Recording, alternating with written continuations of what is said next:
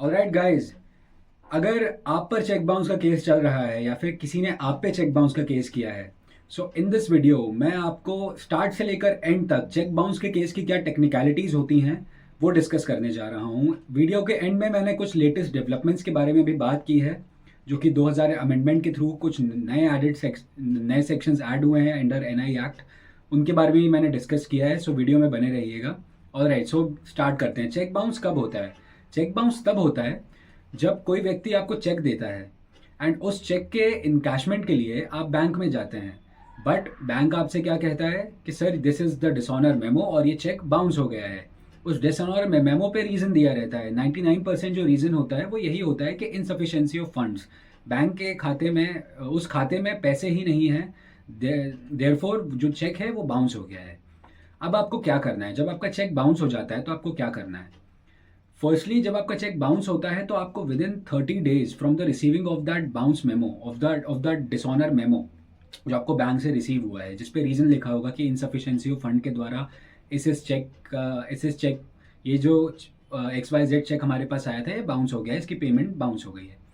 Now the thing is, जिस दिन आपको ये बाउंस मेमो रिसीव होता है तब से लेकर 30 डेज के अंदर आपको एक लीगल नोटिस भेजना है ऑपोजिट पार्टी को। आप ये 30 डेज का बिल्कुल ध्यान रखिएगा, क्योंकि ये 30 डेज इसलिए इतने इंपॉर्टेंट हैं क्योंकि 30 से अगर 31st डे पे भी आपने लीगल नोटिस भेजा तो कोर्ट में आपका केस खारिज हो जाएगा। तो इन 30 डेज के अंदर ही आपको लीगल नोटिस भेजना है, इसमें नेग्लिजेंस मत करिएगा। जब आप 30 दिन के अंदर लीगल नोटिस भेज देते हैं कि इस लोन के भुगतान के लिए हमने आपको चेक दिया था बट ये चेक बाउंस हो गया है, जो भी आपका XYZ रीज़न ये स्टोरी है, इसके बाद आपको क्या करना है? जब 30 दिन कंप्लीट हो जाएं उसके बाद आपको 15 दिन का एक वेटिंग पीरियड मिलता है। वो 15 दिन का जो वेटिंग पीरियड होता है वो इसलिए होता है कि सामने वाला व्यक्ति शायद आपका पैसा वो लीगल नोटिस रिसीव करने के बाद वापस कर दे। तो दैट इज़ द रीज़न ये 15 दिन का टाइम हम सामने वाली पार्टी को देते हैं। सो अगर इकट्ठा देखा जाए तो एक आपको टाइम पीरियड मिलता है 30 दिन के अंदर लीगल नोटिस, फिर उसके बाद 15 दिन के अंदर एक वेटिंग पीरियड।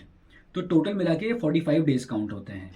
इन 45 डेज के बाद इन 45 डेज के अंदर अगर सामने वाली पार्टी पैसा वापस करती है तो इट्स वेल एंड गुड, नहीं करती तो आपके पास फिर से एक 30 दिन का लिमिटेशन पीरियड चालू होता है।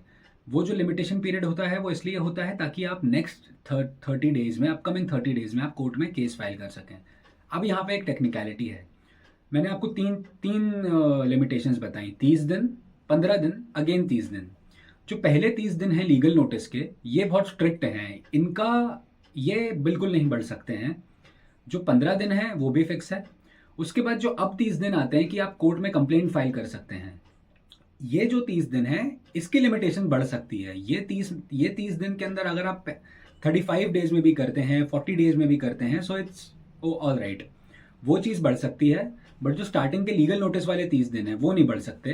तो ये एक टेक्निकलिटी है जो लोगों को समझनी चाहिए और इसमें नेग्लिजेंस नहीं करना चाहिए।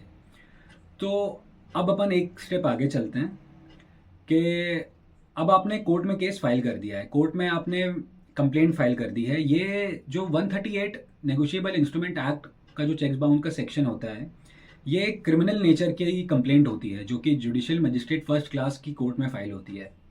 सो जब आप ये केस फाइल करते हैं, सो बेसिकली आप अपनी कंप्लेंट फाइल करते हैं before the judicial magistrate and उसके साथ ही साथ आप अपने डॉक्यूमेंट्स भी अनेक्स करते हैं।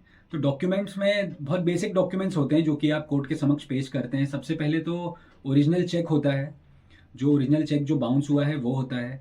उस चेक का डिसऑनर मेमो कि बैंक ने ये चेक है ये डिसऑनर किया है, उसका डिसऑनर मेमो। उसके बाद जो लीगल नोटिस आपने भेजा है अपोजिट पार्टी को, वो लीगल नोटिस भी आपकी कंप्लेंट के साथ अनेक्स होता है। सेकेंडली, वो जो लीगल नोटिस आपने अपोजिट पार्टी को भेजा है, अक्यूज को भेजा है, वो लीगल नोटिस प्रॉपरली उस अक्यूज के घर पे पहुंचा है कि नहीं, उसके लिए भी जो ट्रैक कंसाइनमेंट रिपोर्ट होती है, जो ट्रैक रिपोर्ट होती है, वो भी अनेक्स करना बहुत ज़रूरी होता है कि आइटम जो है वो डिलीवर हुआ है कि नहीं, वो लीगल नोटिस उसके घर तक डिलीवर हुआ है कि नहीं। वो आप इंटरनेट से जब कॉपी निकालते हैं तो उसका भी एक स्क्रीनशॉट आप पेश करते हैं कोर्ट के समक्ष। उसके बाद अगर उस लीगल नोटिस का अपोजिट पार्टी ने कोई रिप्लाई दिया है तो आप वो रिप्लाई भी पेश करते हैं अपने कंप्लेंट के साथ। ये हो गई आपकी कंप्लेंट की कहानी। अब आपने कंप्लेंट पेश कर दी अपने जुडिशियल मजिस्ट्रेट फर्स्ट क्लास के समक्ष। अब नेक्स्ट स्टेप पे बढ़ते हैं। अब कोर्ट क्या करेगी? अब कोर्ट समन इशू करेगी। अगर कोर्ट अब समन इशू करती है अपोजिट पार्टी को, मतलब अक्यूज को। अब जब समन इशू होता है तो जो अपोजिट पार्टी है उसे अपीयर होना पड़ता है ऑन नेक्स्ट डेट। अगर अपीयर होती है तो ठीक है, अगर नहीं नहीं अपीयर होती तो कोर्ट एक और बार समन को री इशू भी कर देती है, कि री इशू ऑफ समन भी हो जाता है कि चलो एक और बार भेज के देख लेते हैं। अगर तब भी अपीयर नहीं होता है तो वारंट जारी हो जाता है उस अक्यूज के अगेंस्ट। वारंट जारी हो जाता है, वो एक अलग टॉपिक है, उस पर हम किसी और वीडियो में डिस्कस करेंगे। बट जब अक्यूज अपीयर हो जाता है, मान लीजिए अक्यूज अपीयर हो गया नेक्स्ट अपीयरेंस पे, नेक्स्ट डेट ऑफ हियरिंग पे। सो अब क्या होता है कि आपको ये नहीं भूलना है कि वो जो व्यक्ति अपीयर हुआ है वो अक्यूज्ड है after all. So now he suppose to get bail, उसे बेल लेनी है एंड श्योरिटी प्रेजेंट करना है कोर्ट के समक्ष, जिससे वो बेल ले सके। तो because he is an accused. दूसरी चीज़ ये होती है कि चेक बाउंस का केसेस जो होते हैं वो समरी नेचर के होते हैं। ये कई जगह कहा गया है कि ये जो चेक बाउंस के केसेस हैं ये जल्दी डिसाइड किए जाएं, इसलिए दैट इज़ द रीज़न ये समरी नेचर के केसेस होते हैं। अब जब अक्यूज्ड अपीयर हो गया है तो अक्यूज को नॉर्मल क्रिमिनल जो केसेस चलते हैं उसकी तरह 138 के केसेस थोड़े अलग होते हैं। वो इसलिए अलग होते हैं कि क्योंकि अक्यूज को डिफेंस लेने का राइट नहीं होता है। अक्यूज को डिफेंस लेने का राइट तभी होता है जब अक्यूज सेक्शन 145(3) के अंदर एक एप्लीकेशन प्रेजेंट करता है कि हमें ये हमारा डिफेंस है और हमें क्रॉस एग्जामिन करना है कंप्लेनेंट को। हमारा ये डिफेंस है, ये हमारे डॉक्यूमेंट्स है, ये हमारी कहानी है, हमें इसके थ्रू हमें इनके इसके बेसिस पे अक्यूज को इसके बेसिस पे कंप्लेनेंट को क्रॉस एग्जामिन करना है। फिर 145(3) की एप्लीकेशन जब कोर्ट अलाउ करती है तब अक्यूज प्रॉपरली केस के अंदर इन्वॉल्व होता है कि अब वो अपना डिफेंस रख सकता है। एक चीज़ और काफ़ी इम्पॉर्टेंट है, जब आप कंप्लेंट फाइल करते हैं 138 के केस में तो आपकी जो कंप्लेंट की जो स्टोरी है वो आपके लीगल नोटिस से बिल्कुल मैच होनी चाहिए।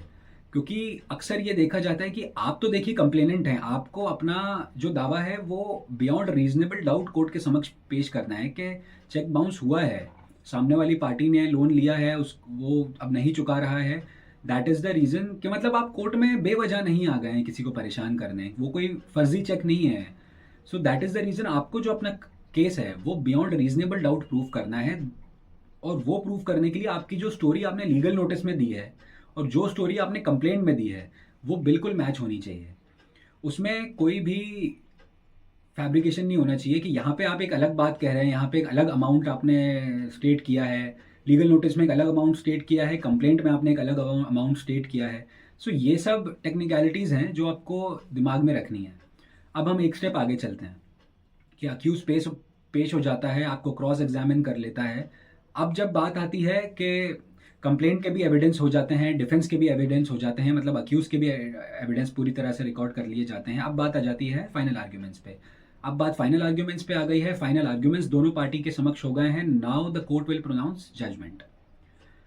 एक लीगल डेवलपमेंट 2018 में आया था under negotiable instrument act which is very important, के अंडर सेक्शन 143A, इस सेक्शन के अंडर कोर्ट जो है वो इंटरिम कंपनसेशन कंप्लेनेंट को प्रोवाइड कर सकती है इन चेक बाउंस केसेस।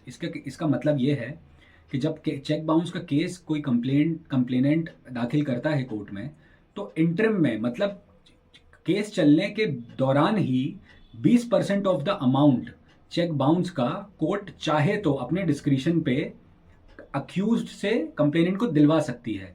मतलब it is a discretionary power of the court, it is not a mandatory provision. But court अगर चाहे तो, मतलब अगर कंप्लेनेंट प्रूव कर दे कि हाँ हमारा केस बहुत स्ट्रांग है, चेक लिटरली बाउंस हुआ है, इन्होंने जो लोन लिया है वो इन्होंने पे नहीं किया है, तो that is the reason court चाहे तो 20% of the amount of the cheque आपको कंप्लेनेंट को दिलवा सकती है। और आगे बढ़ते हैं हम। इसके अलावा जो चीज़ें डिस्कस करने के लिए हैं इस केस में कि चेक बाउंस के केसेस में कभी भी फ्रेमिंग ऑफ चार्ज नहीं होता है। ये क्रिमिनल नेचर का केस होता है बट इसमें कभी भी फ्रेमिंग ऑफ चार्ज नहीं होता है। इसके अंदर जो पनिशमेंट होती है इट्स जस्ट दैट कि चेक के अमाउंट का डबल अमाउंट आपको पे करना पड़ेगा या तो फिर 2 साल की पनिशमेंट है। So that is the reason, इसमें जो ये जो पनिशमेंट है ये फिक्स है अंडर नेगोशिएबल इंस्ट्रूमेंट एक्ट। तो दैट इज़ द रीज़न, इसमें कोई फ्रेमिंग ऑफ चार्जेस वगैरह नहीं होते हैं, and it is a compoundable offence. आप चाहें तो बाहर समझौता ज़रूर कर सकते हैं अंडर सेक्शन मतलब चेक बाउंस के केसेस में। सो दिस इज़ ऑल जो कि मैं चेक बाउंस के केसेस के रिगार्डिंग आपको इन्फॉर्मेशन देना चाहता था।